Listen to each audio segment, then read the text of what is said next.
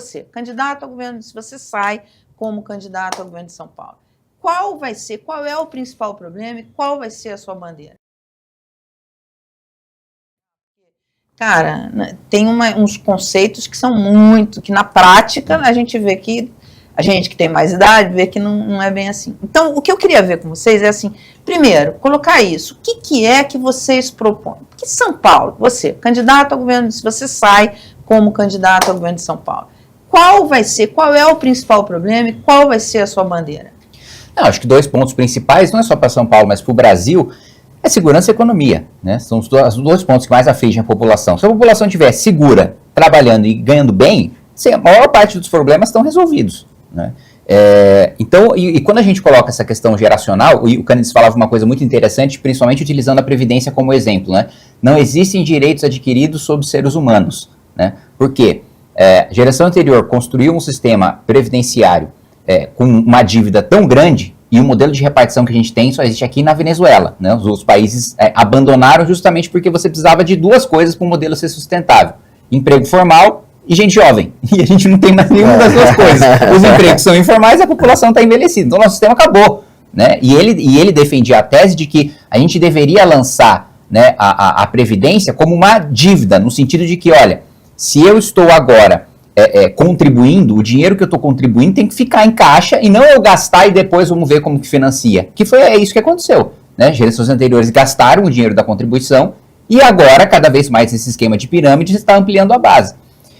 E mesmo nesse princípio que você coloca da democracia, é evidente que ela precisa ser preservada, mas a partir do momento que ela não traz bem-estar para a população, ela está ameaçada. Porque a população começa a ver a democracia como um problema. Sim, ela fala, se eu estou inseguro, se a economia está um lixo, se eu não consigo comprar uma casa, se eu não consigo comprar um carro, esse negócio de democracia não está funcionando. Eu estudei durante 6 meses nesse ano, estrutura de Estado chinês. E os chineses dizem uma coisa muito interessante, que é o seguinte, olha, o regime de vocês, ele é legitimado pelo voto. O nosso regime é legitimado pelo resultado. E aí, a partir do momento que as pessoas começam a ver desenvolvimento em autocracias e em detrimento da sua democracia, ela começa a falar, não é tão ruim assim. Então, nós defendemos um modelo democrático em que a gente precisa dar resultado, em que a gente precisa ter um governo de melhores. Para preservar, inclusive, um modelo democrático. Claro, porque a partir do momento que você começa a ter decisões ilegítimas e incompatíveis com a própria democracia, as pessoas duvidam dela. A liminar do Gilmar Mendes agora é um exemplo disso, né? Quer argumento mais poderoso para as pessoas não passarem só a não gostar de ministros individualmente do Supremo, mas da instituição Supremo, do que uma decisão ilegal e inconstitucional de blindagem de ministro? Isso numa tentativa de blindar o Supremo, ele na verdade está diminuindo a legitimidade, colocando o Supremo em risco. Porque as pessoas vão começar a olhar e falar, tá, esse tipo de abuso que é cometido por essa instituição serve para isso? Então, essa questão geracional é também de uma mudança de visão sobre os meios de ação que você tem dentro de uma democracia, até para você não destruir a imagem dela e falar, olha, todos os problemas do nosso país estão vindo porque esse modelo está absolutamente fracassado. E dentro do âmbito nacional, e aqui eu acho que entra um dos pontos de, entre aspas, radicalismo, de defender uma nova Constituição, de achar que o nosso pacto social fracassou. A gente não é exemplo em nenhum serviço público, o resto do mundo, né? A gente não é exemplo em saúde, a gente não é exemplo em educação, né? A nossa taxa de mortalidade infantil é maior do que os nossos pares em desenvolvimento. Os nossos impostos são maiores do que os nossos pares em desenvolvimento. A nossa educação é pior do que os nossos pares em desenvolvimento. Então, assim, tirando raríssimas exceções, que é a pesquisa agropecuária da Embrapa, o agronegócio. Eu estava pensando nisso.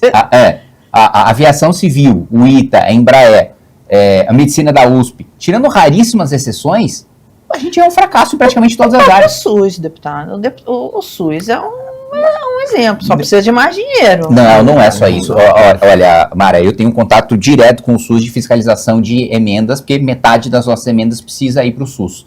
E a maior parte das instituições são pessimamente administradas. E os incentivos para a administração também são muito ruins. O ideal seria ter um modelo de saúde focado na atenção primária, né? Focado em prevenir que nunca chegue na alta e na média complexidade. A gente se gaba aqui de ter, é verdade, pelo menos no estado de São Paulo, que a gente tem um tratamento de média e alta complexidade muito bom, né? Você encontra cirurgiões melhores e de mais referência no SUS do que até na iniciativa privada, em vários setores. Só que o ponto é o seguinte, se o sistema estivesse funcionando, as pessoas nunca precisariam chegar na média e na alta complexidade, que a gente se gaba de ter de graça, entre aspas, que na realidade está todo mundo pagando com imposto. Então, o nosso sistema de saúde, ele não está funcionando. A nossa, como eu disse, um dos principais indicadores, né, de funcionamento de um sistema de saúde é a mortalidade infantil. E a gente está apanhando dos nossos pares que, com menos dinheiro, investindo menos dinheiro, eles têm um modelo que está dando mais resultado do que a nossa. Mesma coisa, longevidade. A gente também está apanhando dos nossos pares. Então, o nosso modelo não está funcionando às mil maravilhas. Existem problemas profundos de gestão, profundos de desenho, porque as pessoas também têm na cabeça de que você criticar o SUS significa você defender que a saúde seja 100% privada e financiada pelo... e deixe de ser financiada pelo Estado, né? E não é isso. Você pode continuar defendendo a saúde pública sem o modelo de fracasso de desenho do SUS.